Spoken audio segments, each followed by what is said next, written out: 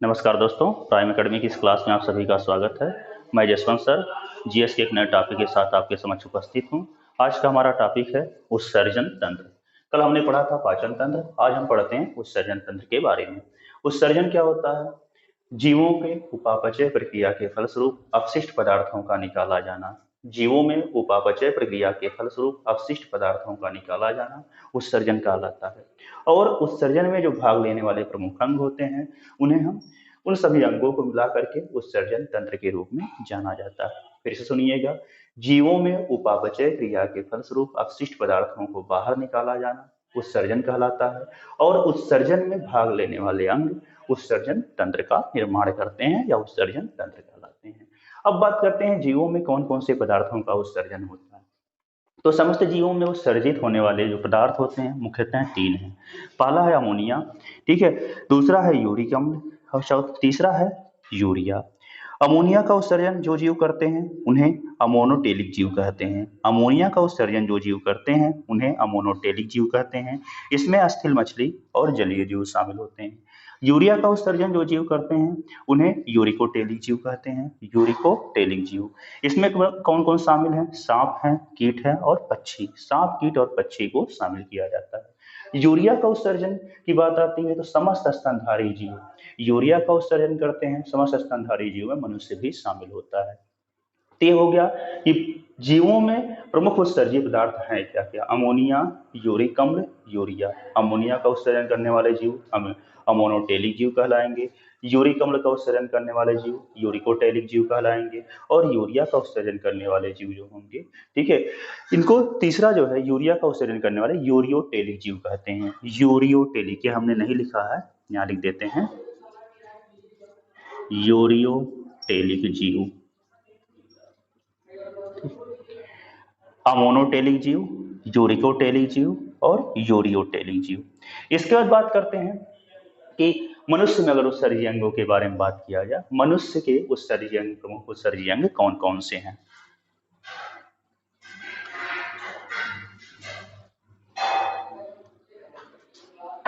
बात करते हैं मनुष्य के प्रमुख उत्सर्जी अंगों के बारे में। तो मनुष्य के प्रमुख उत्सर्जी अंग कौन कौन से होंगे? सबसे पहले इसमें त्वचा, दूसरा है फेफड़ा, तीसरा है यकृत, चौथा है वृक्क या गुर्दा, पांचवा है बड़ी आंत। त्वचा, फेफड़ा, यकृत, वृक्क और बड़ी आंत, यह मनुष्य के प्रमुख उत्सर्जी अंग माने जाते हैं। त्वचा से कौन से पदार्थों का उत्सर्जन होता है? अगर बात करते हैं त्वचा से, पसीना, सीबम और नमक का उत्सर्जन होता है। पसीने का उत्सर्जन त्वचा के माध्यम से होता है। सीबम अर्थात तैलीय पदार्थ तो और साथ साथ नमक, इन सब का उत्सर्जन त्वचा के माध्यम से होता है। फेफड़ा से बात करेंगे तो CO2 का उत्सर्जन होता है, वाष्प का उत्सर्जन होता है और साथ साथ बलगम, ठीक। बलगम जो बनता है फेफड़े के माध्यम से उत्सर्जित होता है, ठीक है। यकृत क्या करता है? यह अमोनिया को, मानव शरीर में सबसे विषाक्त पदार्थ जो बनता है वह है अमोनिया। मनुष्य के शरीर में बनने वाला सबसे विषैला पदार्थ अमोनिया यकृत में बनेगा। अमोनिया को यूरिया में कन्वर्ट करता है। यकृत अमोनिया को यूरिया में कन्वर्ट करेगा और वृक्क इसी यूरिया को, ठीक है, यूरिन के माध्यम से उत्सर्जित कर देता है। यूरिया को यूरिन में भेज देता है और उत्सर्जन हो जाता है, ठीक है। तो यकृत अमोनिया को यूरिया में कन्वर्ट करेगा, उस यूरिया का उत्सर्जन जो है यूरिया को वृक्क के पास भेजेगा। यूरिया का उत्सर्जन यूरिन के माध्यम से वृक्क द्वारा किया जाता है। बड़ी आंत जो है अपचय भोजन का उत्सर्जन करता है। बड़ी आंत अपचय भोजन का उत्सर्जन करता है। अपचा भोजन जिसे हम काइल कहते हैं, इसका उत्सर्जन बड़ी आंत के माध्यम से किया जाता है। तो आप इतना समझ सकते हैं कि मनुष्य में 5 उत्सर्जी अंग होते हैं: त्वचा, फेफड़ा, यकृत, वृक्क, बड़ी आंत। त्वचा पसीना, सीबम और नमक का उत्सर्जन करता है। फेफड़ा CO2 वाष्प और बलगम का उत्सर्जन करता है। यकृत के बारे में बात करेंगे, अमोनिया को यूरिया में कन्वर्ट करता है। वृक्क उसी यूरिया को यूरिन के माध्यम से उत्सर्जित करता है या छानता है। और साथ साथ कह सकते हैं बड़ी आंत जो है अपचय भोजन अर्थात जिसे काइल कहते हैं, इसका उत्सर्जन किया जाता है। यह मनुष्य के प्रमुख उत्सर्जी अंग हो गए। इसमें सबसे महत्वपूर्ण उत्सर्जी अंग जो होता है वृक्क। वृक्क की संरचना यहाँ आपके सामने बनी हुई है। वृक्क सबसे महत्वपूर्ण उत्सर्जीय अंग होता है। चलिए वृक्क के बारे में बात करते हैं। मनुष्य के सबसे प्रमुख उत्सर्जीय अंग जो है वो वृक्क होता है। ठीक, बात करते हैं वृक्क के बारे में। वृक्क जो है, वृक्क या किडनी या गुर्दा, वृक्क या इसी को किडनी कहा जाए या इसी को गुर्दा कहा जाए, यह मनुष्य का सबसे प्रमुख उत्सर्जीय अंग होता है। मनुष्य का सबसे प्रमुख उत्सर्जीय अंग वृक्क या किडनी या गुर्दा होता है। ठीक है, इसके बारे में बात करते हैं। देखिए, मनुष्य हो या कोई अन्य स्तनधारी हो, एक जोड़ी गुर्दा पाया जाता है। किसी भी स्तनधारी में एक जोड़ी गुर्दा पाया जाता है। ठीक है, और मनुष्य के गुर्दे की बात करेंगे तो यह कह सकते हैं 4 से 5 इंच लंबा होता है। ठीक है, और लगभग 2 इंच चौड़ा और 1.5 इंच मोटा होता है। सेम के बीच के आकार का गुर्दा होता है। यह 4 से 5 इंच लंबा, 2 इंच चौड़ा और 1.5 इंच मोटा होता है। मनुष्य में एक जोड़े गुर्दा पाया जाता है, अर्थात कह सकते हैं 2 गुर्दे पाए जाते हैं। दाहिना वाला लीवर की वजह से थोड़ा सा नीचे होगा और बायां वाला कह सकते हैं यहाँ पे संरचना इसकी स्थित होती है। दाहिने और बाएं गुर्दे की बात करेंगे, दाहिना वाला थोड़ा सा नीचे होगा। ठीक है, और साथ साथ इस गुर्दे के बारे में बात करना शुरू करेंगे तो यह संरचना बनी हुई उत्सर्जन अंग की पूरी। यह 2 गुर्दे दिखाए गए हैं मनुष्य के। ठीक है, गुर्दे में देखिए यह हिस्सा जो है महाधमनी है, वह हिस्सा महाशिरा है। ठीक, और साथ साथ इसे वृक्कीय धमनी कहते हैं। वृक्कीय धमनी ये रहा। ठीक, इस बाहरी वाले हिस्से को, गुर्दे के बाहरी वाले हिस्से, गुर्दे के 2 पार्ट होते हैं। पहला पार्ट होता है कार्टेक्स, ठीक है, और आंतरिक पार्ट होता है मेडुला। यह बाहरी हिस्सा अर्थात का से गुर्दे का यह हिस्सा जो बाहर का, इसे कार्टेक्स कहते हैं, और आंतरिक संरचना जो होती है उसे हम मेडुला कहते हैं। ठीक है, इस गुर्दे से मूत्रवाहिनी जुड़ी हुई दिखाई गई है। मूत्रवाहिनी, इसकी संख्या 2 होती है, ध्यान रखिएगा, यूरेटर जिसे कहते हैं, इसकी संख्या 2 होती है। यह मूत्रवाहिनी गुर्दे से छन करके जो मूत्र आता है उसे मूत्राशय में कलेक्ट करती है। मूत्राशय जो होता है यह कह सकते हैं पेशीय संरचना पर आधारित होता है, अर्थात कह सकते हैं झिल्ली नुमा संरचना होती है जिसमें 400 से 600 ml, ठीक है, 400 से 600 ml मूत्र कलेक्ट हो सकता है। ठीक है, और साथ साथ बाद में इस मूत्राशय से मूत्र का समय समय पर त्याग कर दिया जाता है। ठीक, इसके बाद इसमें कुछ अन्य चीजों को जानेंगे। कार्टेक्स और मेडुला ध्यान रखेंगे। कार्टेक्स बाहरी हिस्से को बोलते हैं, मेडुला आंतरिक हिस्से को बोलते हैं। ठीक है, यह जो नली होती है बीच में, इस नली को ध्यान रखेंगे। इसी को हम बोलते हैं रेनल हाइलम। ये क्वेश्चन एग्जाम में आ चुका है, रेनल हाइलम क्या होता है।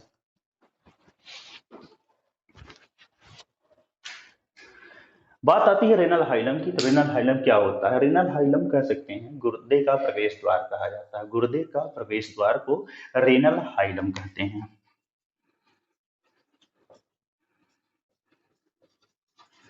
गुर्दे का प्रवेश द्वार,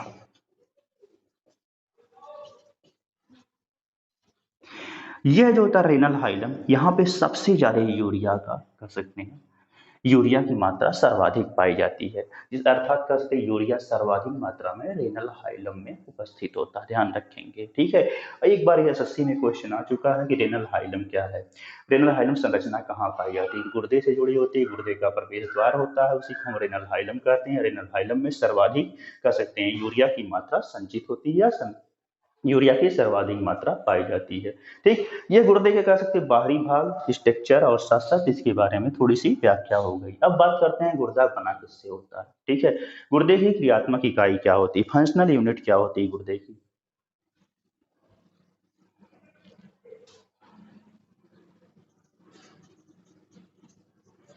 बात करते हैं गुर्दे की क्रियात्मक इकाई की, तो नेफ्रॉन जो होता है वह गुर्दे की क्रियात्मक इकाई होती है। नेफ्रॉन की संरचना को हम कैसे समझेंगे, नेफ्रॉन को हम यहाँ दिखाए हैं, यह गुर्दे की क्रियात्मक इकाई मानी जाती है। लेकिन आप नेफ्रॉन समझेंगे कैसे उत्सर्जन तंत्र में।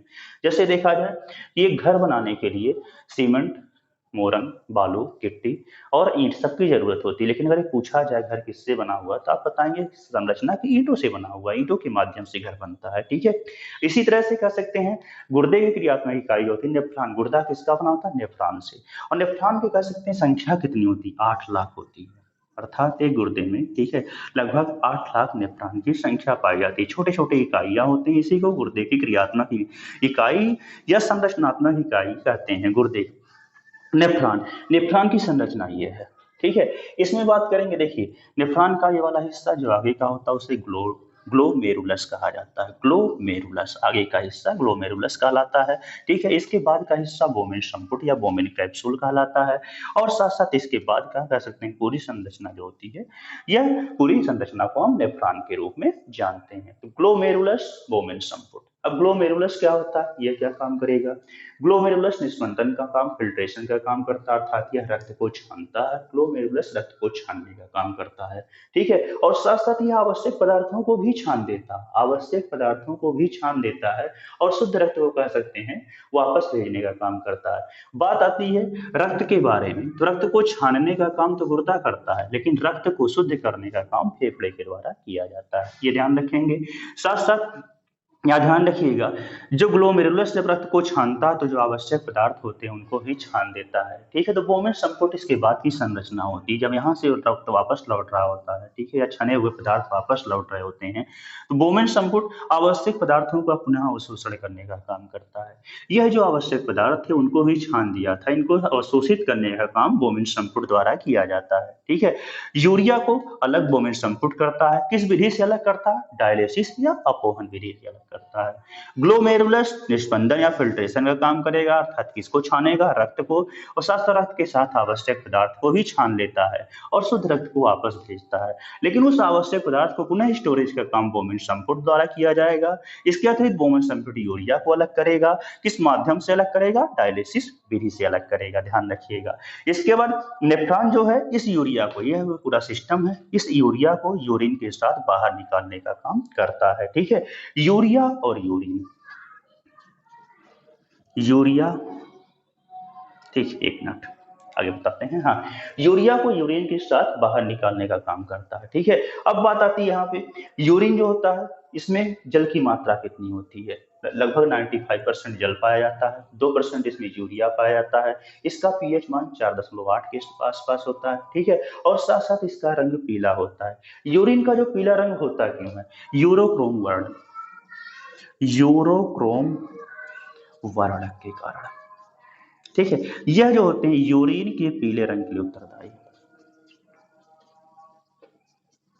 ठीक, यूरिन के पीले रंग के लिए उत्तरदायी होता है यूरोक्रोम वर्ण। यूरिन मतलब पेशाब, ध्यान रखिएगा कि पीले रंग के उत्तरदायी वर्णक होता है यूरोक्रोम वर्णक। यूरोक्रोम वर्णक बनता कहां से है? हीमोग्लोबिन के विखंडन से, ध्यान रखेंगे, सारे के सारे क्वेश्चन आ चुके हैं।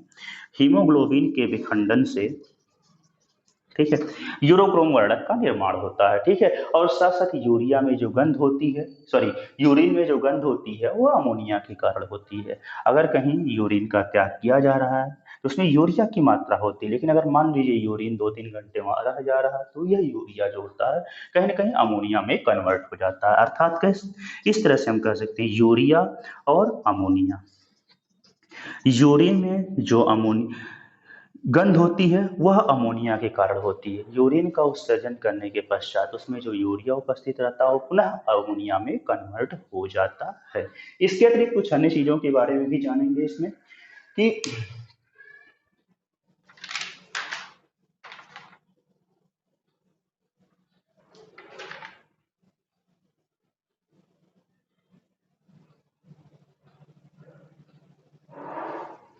आगे बात करते हैं गुर्दे से संबंधित बीमारियों के बारे में, जैसे गुर्दे की पथरी जो होती है वह कैल्शियम ऑक्जेलेट के कारण होती है। ठीक है, और साथ साथ मनुष्य जो होता है प्रतिदिन कितने यूरिन का उत्सर्जन करता है? लगभग 1.5 लीटर यूरिन का उत्सर्जन करता है। ये 2 क्वेश्चन है जो कह सकते हैं कहीं ना कहीं उससे जुड़े हुए हैं। ठीक है, और साथ साथ डायलिसिस क्रिया जो है, ठीक,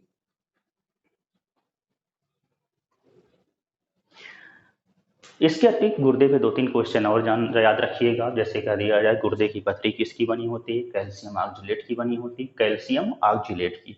साथ साथ कह सकते हैं मनुष्य प्रतिदिन कितने यूरिन का उत्सर्जन करता है? 1.5 लीटर लगभग यूरिन का उत्सर्जन करता है।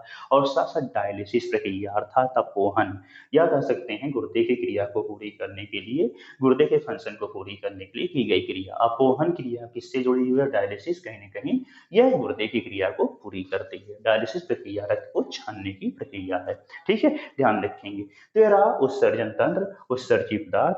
ठीक है, कौन कौन से पदार्थ कहाँ कहाँ से उत्सर्जित होते हैं, और साथ साथ मनुष्य के उत्सर्जी अंग में किसको किसको शामिल किया जाता है? मनुष्य के उत्सर्जी अंग में त्वचा, फेफड़ा, यकृत, और साथ साथ कह सकते हैं गुर्दा और बड़ी आंत। ठीक है, यह 5 प्रमुख पार्ट हैं उत्सर्जी अंग के। ठीक, धन्यवाद आज के लिए।